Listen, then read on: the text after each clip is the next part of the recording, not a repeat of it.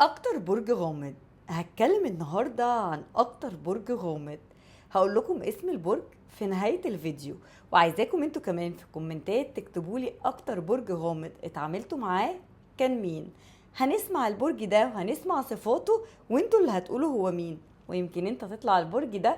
فاكتب لي برضك برجك ايه في كومنت، ويلا بسرعة صلى على النبي. وتعالوا بقى كده نشوف الصفات الجامدة دي.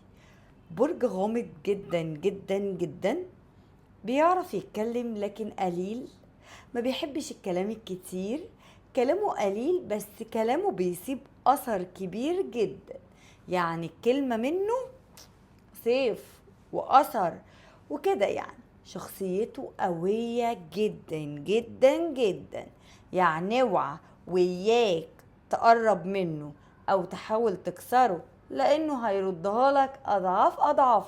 انا حذرتك وقلتلك البرج ده ما بيسامحش، ولا بيسمي على اللي بيزعله، ولا اللي بيجي على كرامته. فخلي بالك، ما بيعرفش يدي الثقة لأي حد بسهولة. يعني لو اداك الثقة اعرف ان انت حياته وروحه، فبلاش تخذله، لانك لو خذلته هتكسر قلبه، ولو اتكسر قلبه هيعيشك اضعاف الوجع اللي انت عايشه.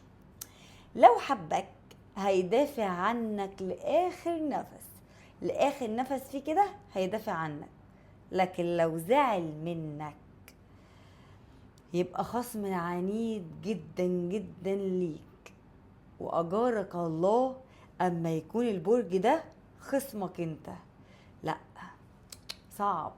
البرج ده حساس وبيحس بالحاجة حتى لو محدش قاله عليها.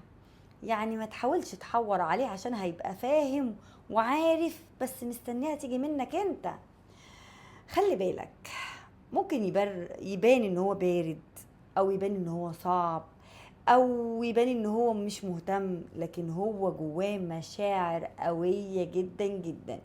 اوقات بيبقى كتوم لدرجة كبيرة، انك انت تفتكر ان انت مش فارق معاه، لكن لا، هو بس بيبقى جواه بركان فما بيحبش يضايقك. يعني بيخاف على زعل الشخص اللي بيحبه. فخلي بالك، لانه لما بياخد كمان قرار مستحيل يرجع عنه. فخليك في صفه دايما، لانه لو خد القرار ان هو يبعد عنك هيبعد عنك بدون رجعة. اللي بيميزه ان هو وفي جدا جدا، ولو ارتاح لك هيقف جنبك مهما حصل. بس لو خنته مرة صدقني هتخسر، هتخسر وجوده في حياتك للأبد. مستحيل يرجع لك. هو برج عنده سر دايما، سر دايما ورا ابتسامته اللي هو بيضحكها.